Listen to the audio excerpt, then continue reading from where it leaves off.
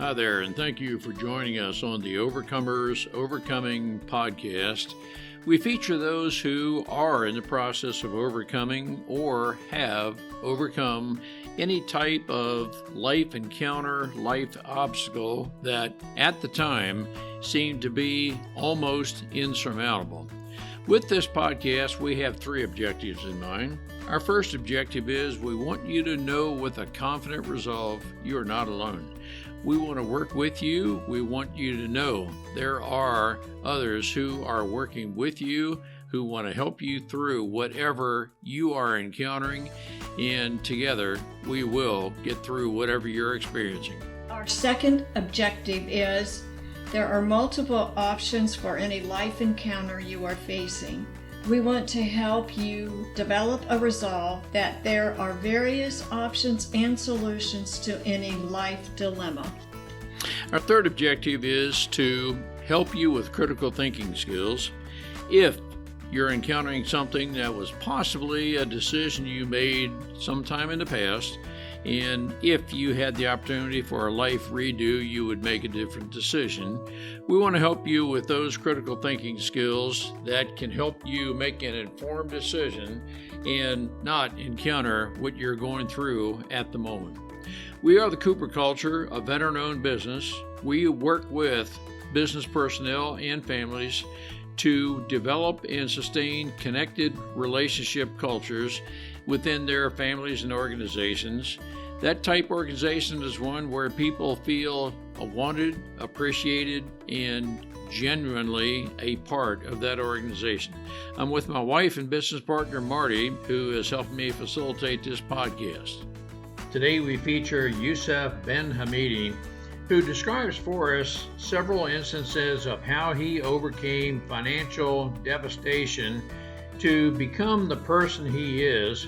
What he did is had the resolve to speak with those who are socioeconomically where he wanted to be, and he spoke with those who were quite wealthy, and those people largely were willing to discuss with him how he could become the person he wants to be to overcome the tragedies of having no money, no car, no women, and being able to become the person he wants to be. And it was through the mentorship of those who are where he wanted to be that he was able to overcome a life of devastation. Marty, what are some takeaways our listeners can gain from Yousef? Yousef had a great personality, and that was an asset for him. He wasn't afraid to go to these people that were where he wanted to be, and I believe he had one that really took interest in him and showed him how he could become what he wanted to have. He wanted to have the cars, he wanted to have the hot women, he wanted to have it all. And he did get that, but then he lost it. So then he had to reorganize himself, you could say, and just get back into what he really wanted. And he didn't earn that. He is a successful person, but he does have that personality that just kind of wins you over. If having a hot woman is reminiscent of being successful, I'm very successful with my hot woman. Let's listen and learn together. Yousef, it's great to have you with us. You have an interesting title for your life story, Pain, Chaos, and Comeback, turning rock bottom into the launchpad for a new life.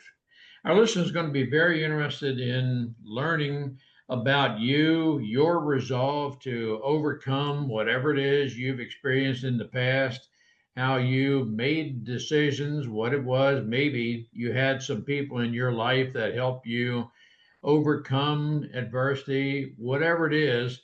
But Yousef, great to have you with us. Our listeners are going to be very interested in learning your backstory, but more so how you continue today and forward. Welcome aboard. Yeah, thanks for having me. Tell us, Yousef, give us kind of, I call it the 30,000 foot view of your past. In what is it about your past, the pain, chaos, and the comeback that you were able to turn from rock bottom and launch a new life. Uh, Give us the backstory on that. Backstory. Okay, yeah. So I was just the youngest of four boys, and I wasn't born in the wealthiest of families, and I just always wanted freedom. So I kind of fought through life, going after money, freedom, success in all areas, trying to find a lovely lady for myself as well, and or let her find me, and going after everything that as a guy, I have the desires to at least and to do it at a yeah. So it just a lot of pain has come through all that, going after the money, dealing with relationships with women, and keeping my physical sanity or physical health good and my sanity good. All that stuff, it adds up. It really depends also on how high you are trying to go, uh, what kind of company you're trying to build, what kind of wealth you're trying to go after. So I've experienced obviously a lot of setbacks and pain and, as you say, rock bottom moments. So hopefully those do not come. What I've experienced in the past does not occur in the future. So Well, yeah, two things that right away come to mind is your economic upbringing. You acknowledge that you were not born in a rich family, but then overcoming setbacks. But it would be easy. It would have been easy for you to say, "Hey, I wasn't born in a rich family. We never had a lot of money, so I'm used to living without very much money, and so I'm just going to live in. I'll use the term poverty." But you determined that no, that's not the life you want. Would yeah. that be a fair characterization, your thought of your early life? Yeah, so yes. And yeah, I mean, I'm thinking back exactly to moments where in my life I made decisions and everything changed. Um, but yes, basically, I exactly what you said.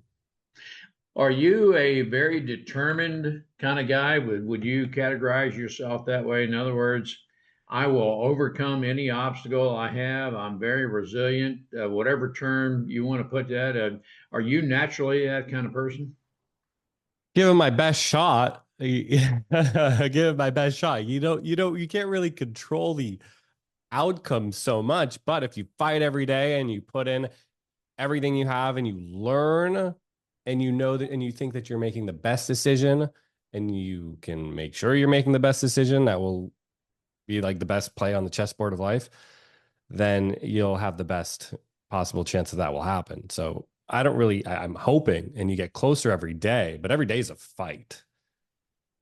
Talk to us about the setbacks. And I use the term frequently. I want to make certain I make an informed decision. And so you impress me as the kind of person who wants to make a good decision. Are you the kind of person who always looked at all the facts and factors and not be impulsive? And put that in the context of how you overcame Yeah. various setbacks. So back now I'm 37. So when you do the best with the knowledge that you have. So you make mistakes. And now the cool thing is that with Chat GPT and AI, it's so smart that it can actually minimize the amount of mistakes that you can make. It can see the board way further. If you input all the information of everything you have, every category, it can tell you that move that nobody else sees or you didn't even know yourself. So now and that's just very recent. It's very, it hasn't merely been happening for a while. It's getting so smart. So, um, yeah, I will definitely try to make the best move and ask AI with some information nowadays. But before it was just like you don't know. You gather the info from everybody you can, everybody who's done it. Find everybody who's done what you're trying to do and ask all of them and see the similarity patterns between all of them and then make your best move.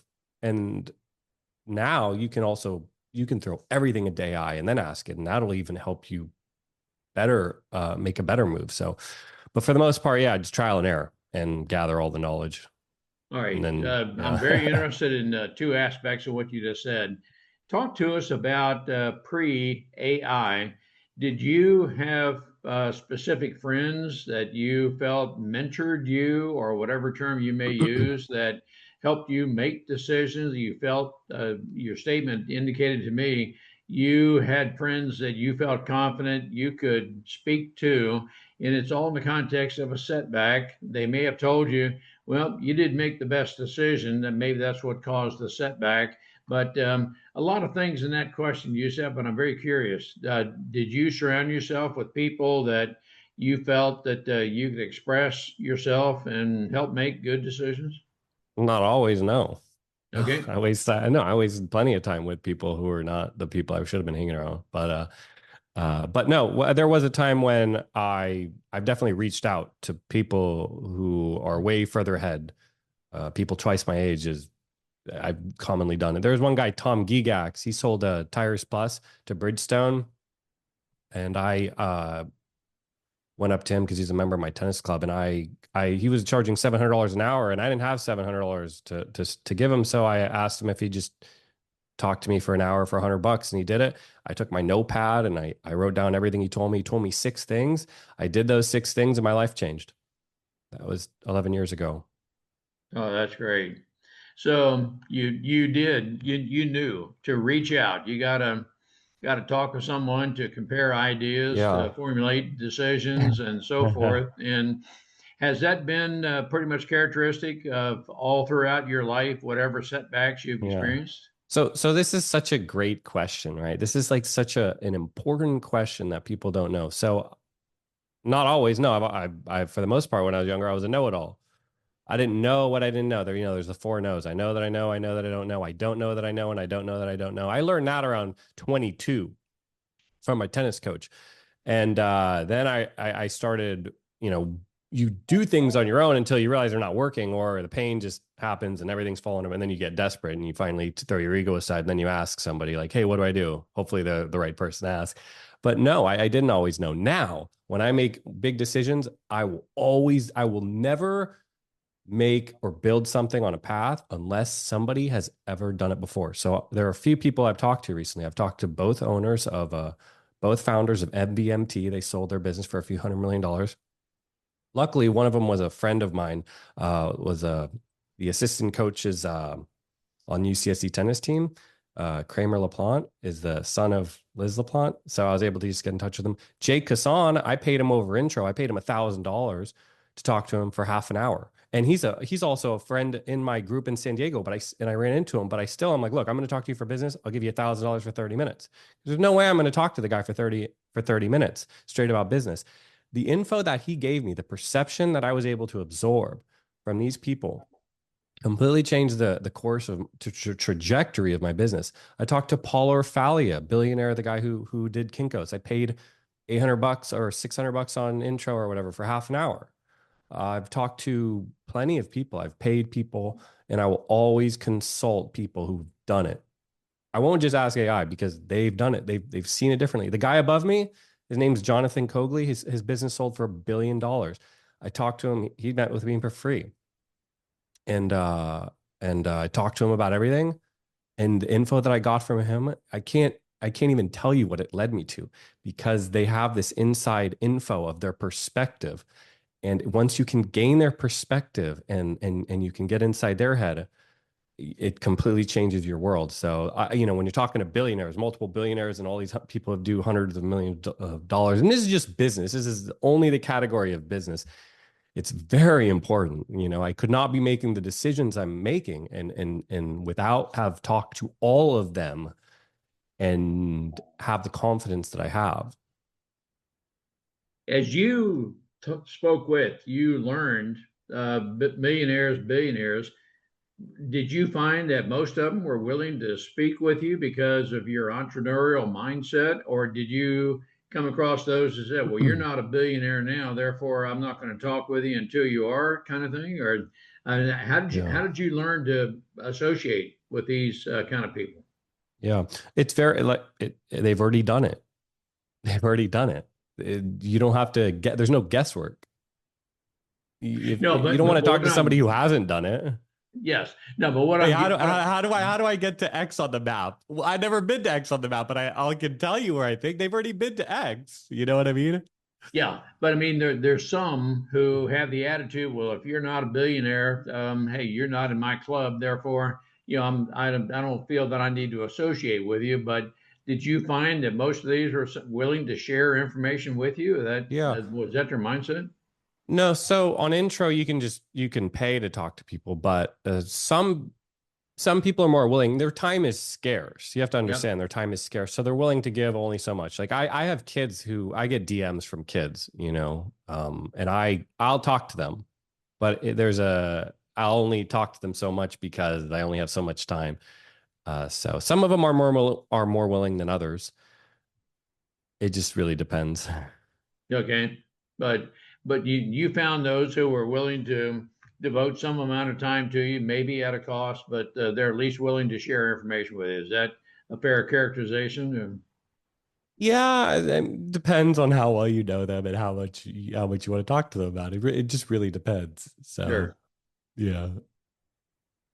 But did you find most of them were willing to spend, what, 15, 30 minutes with you or so, just to pass on a few nuggets of information? Yeah, yeah, like I said, some of them, like I was able to talk to Kramer, the guy upstairs, Jonathan. Sometimes it's just easier though to just pay. Like it's Yep. just been easier. I talked to another guy. I talked to Ben Mala. Um, he's a guy on YouTube. But I just paid. It's just easier sometimes to pay. It's just quicker. Right. You don't have to ask and wait. It's like, look, I need this now. Like, I need to talk to you. It's like, I need to talk to you like an advisor right now. I'm about to make some big decisions. Boom, here you go.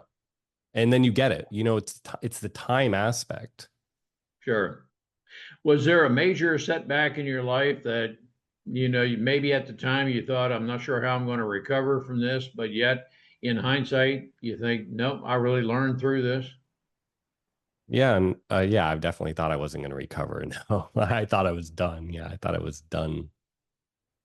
Describe to me, or to our listeners, one or several setbacks that you think, Yeah. wow, at the time I thought this may be the end of it, but what was the impetus? How did you overcome the resilience? I mean, you're the kind of person who said, "Well, I'm not going to go into isolation. I'll overcome somehow, some way." It seems. Yeah.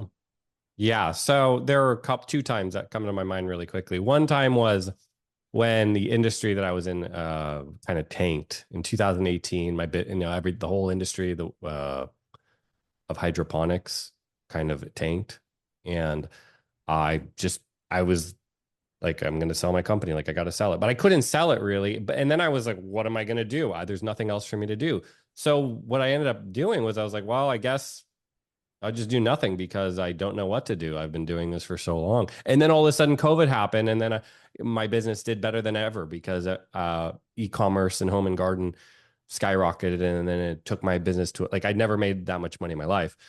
So, and then another time was when, I lost I think it was around the same time. It was actually around the same time a girl broke up with me and went off with another guy. Same period, my business went to zero. IRS was full auditing me, and I had to sell my Ferrari car.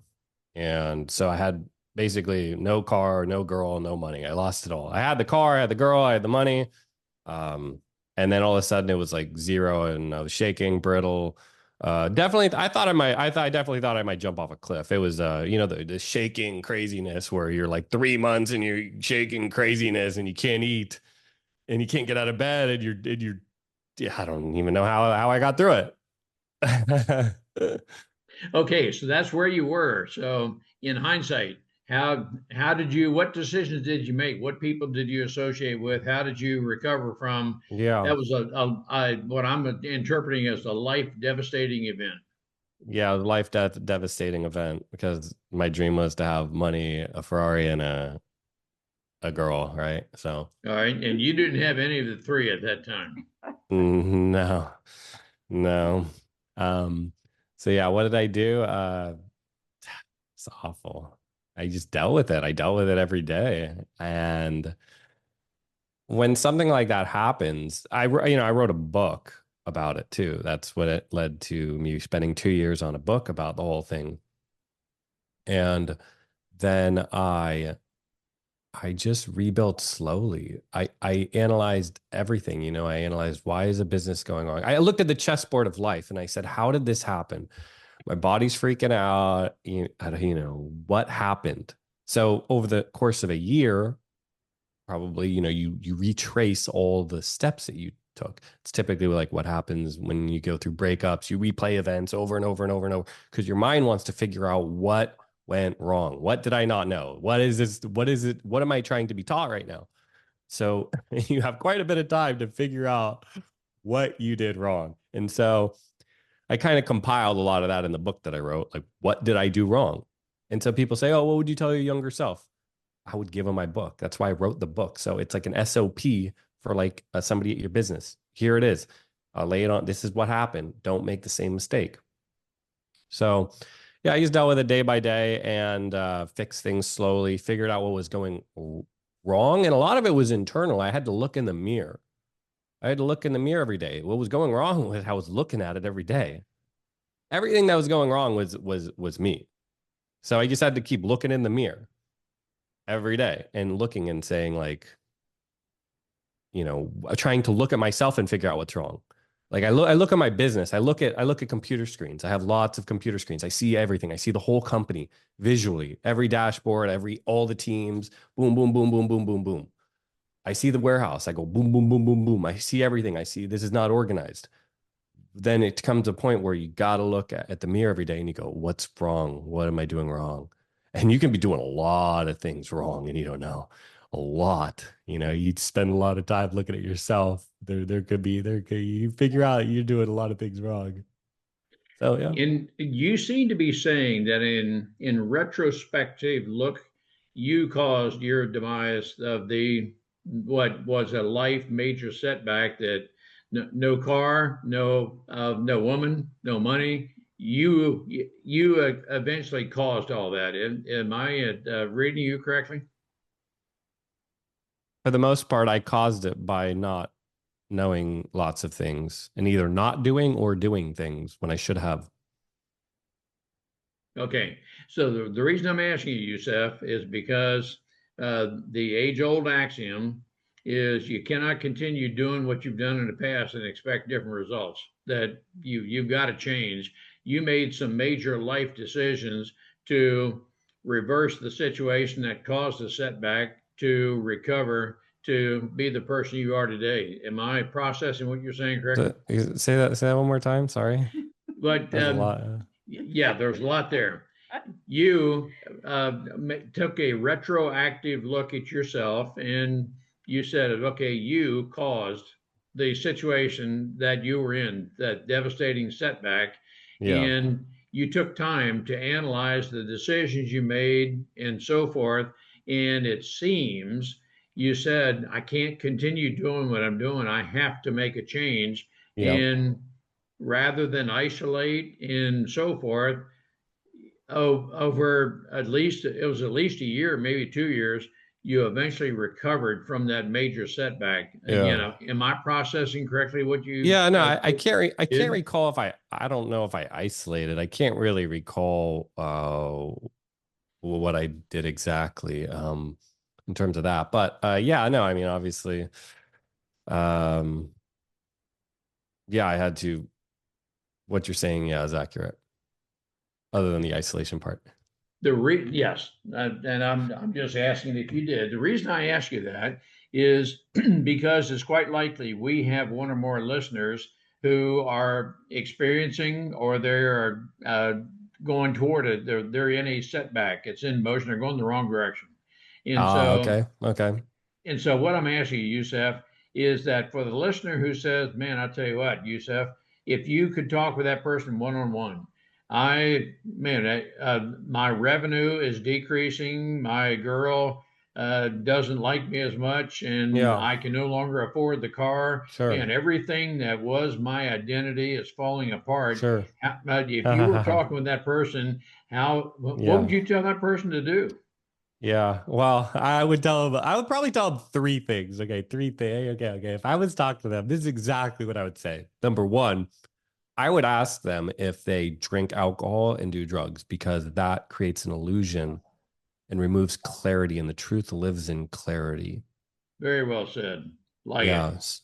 Yeah. So one of the reasons why what happened to me was because I was living an illusion and I was or escaping. I was living in a fantasy land, and people drink alcohol and it's everywhere and it's so easily accessed, but it's an escape from the truth, and everything lies in the truth. Number two, I would ask them, let's see, number two, I would tell them to pray. I would tell them to pray. I would tell them to pray. I'm telling you, I've seen some crazy things happen. I don't even know where these things come from to help me out, but I've seen it enough, and enough weird things have happened to me that are probability. The probability doesn't make sense. And so I'm like, okay, something, I don't know how we're here, but something might come to help you if if you're a good person and you pray. So I've heard a lot of people say that stuff, like Jim Carrey, oh, pray to the Virgin Mary, or Steve Harvey says pray. Tell you what, sometimes when you pray, something will come eventually and save you. So, um, number three, I mean, those are the first two. I'd probably go, a little bit deeper and yeah, figure some things out first. But those are Well, two good ones. you see, that's all good. What I'm processing, you're saying you had to take an introspective look in, am I doing the right things? Am I living the right life? And okay, come off drugs and alcohol if you're doing that to help relieve whatever pain you think you're experiencing, because there's no value in that. And then do get with the right people and pray. Marty and I are faith based. We definitely believe in prayer, and so asking the someone who has greater wisdom than us how we can recover from and do better. We're a definite believers in that kind of philosophy, those kind of actions. But you're the kind of person that seems, Yousef, that no amount of devastation is going to keep you down. You're going to recover from anything that you experience. Is that an accurate description of you? Yeah, that's funny that you say that. Yeah, I hope so. Sometimes I haven't like lost a limb. Sometimes I think, oh man, what if this happened to me? I see these stories, or that happened to me, or like, man, that would be brutal. Like, how could I recover from that? But yeah, I probably would find a way. Well, my guess is you will. You'd find a way to recover from, but nothing is going to keep you down. I just sense that that's one aspect of a quality you have is resilience. That somehow, some way, we're going to recover. And um, have you had to, as you're going through recovery from setbacks and so forth, have you had to maybe repurpose your life goals? Think things like that. Oh yeah, I've completely repurposed my life goals. Yeah, no, I wrote down, the way I want my future to be in X years and how I want my life, and that I will only do things that are in, I would say, alignment with that. I've not always done that, but I did that starting like very, very detailed description, and then I X out the noise from everything else. But I figured that out by writing it all down over the years and then removing stuff. Like I thought I wanted the Ferrari. Okay, I don't care about the Ferrari. I thought I want this or that. You put things in there and then you realize, well, I guess I don't really want that anymore. So you kind of clean it up. It's like you clean house. So yeah, I've completely. Did I answer the question? Well, yeah, I mean, it's whatever your life was, but it sounds as if you're saying that your life may have been at one point defined by, if I have a girl good looking, or who knows, maybe six girls on each arm, maybe a fleet full of cars and so forth. My identity is in that. And have you maybe redefined Yeah. your identity that was, hey, I no longer need the cars and women? I will tell you, Yeah. one woman, and the one I have of 57 years is real Yeah. fine. Uh, so I wouldn't mind having some of those things, but it's not my focus right now. I Yep. have yeah, it's not like I don't care about having multiple cars right now. Maybe somewhere down the line, but that's not really a focus because you get multiple, you can be able to get that as a byproduct of doing other things, creating value in business. So you have to be focused on creating a stellar business, where you can provide the world with something that they want in exchange for their money, and then you can get those cars. But you got to be focused. It's like you got to be focused on putting in the work, not the outcome of what you can get after. Well, there you go. That's very sage advice. What's the name of your book? $1 million, hot girls, and a Ferrari. Wow. And that book is available through Amazon or any place books are sold, I'm assuming. Yeah, and I made the audiobook too. So there's Okay. an audiobook on Amazon or Audible too. So Wow. Cars and hot women. And now, I got to ask you, was it the catchy title that you wanted, or because it seems now yeah, I mean everybody wants a hot woman, but yeah. maybe the emphasis on cars is not what it used to be. But I'm curious, Yeah. was it the book title that I mean just the catchy title, the primarily you wanted? So you know how thoughts come into your head gradually every day, oh, and then you start working on it and then boo. So obviously those are some things that I've always wanted in my life, right? Yep. And most guys will never have it, right? And the thoughts just kept coming into my head from me, also from like seeing social media stuff. Everybody was talking about $1 million, hot girls, a Ferrari. I kept seeing it. I kept seeing it from everything online, from everything I've always wanted, from everything I know that guys would want, and most guys will never get it. And I got it. So I'm like, wow, this is a perfect thing to write a story on this.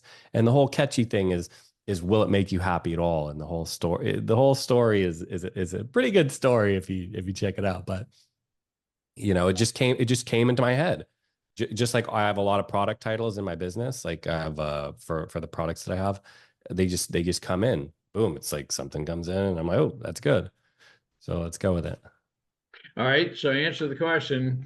Uh, was or were the girls, the hot girls, the car, and the big money the source of your happiness? And or did you find that you didn't need that? I mean, the more you have, the more you can give, the more you can Yeah. do. But what? How would you say now? What is the source of your happiness, fulfillment, whatever term you want Yeah. to use? It's great. Yeah. So the source of my happiness is growth, Great. growth in all areas. So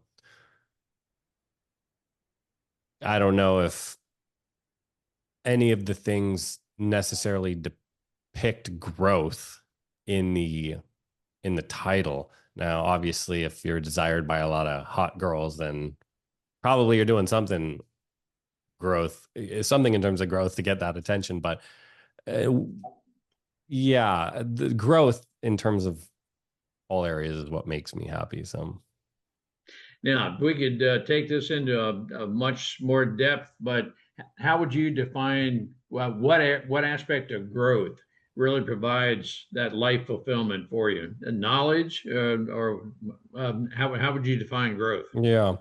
So yeah, knowledge, of course, but you almost have to look at your entire life like your car. When your car is brand new and cleaned and it's nice and everything's in order, it's kind of like that with your life.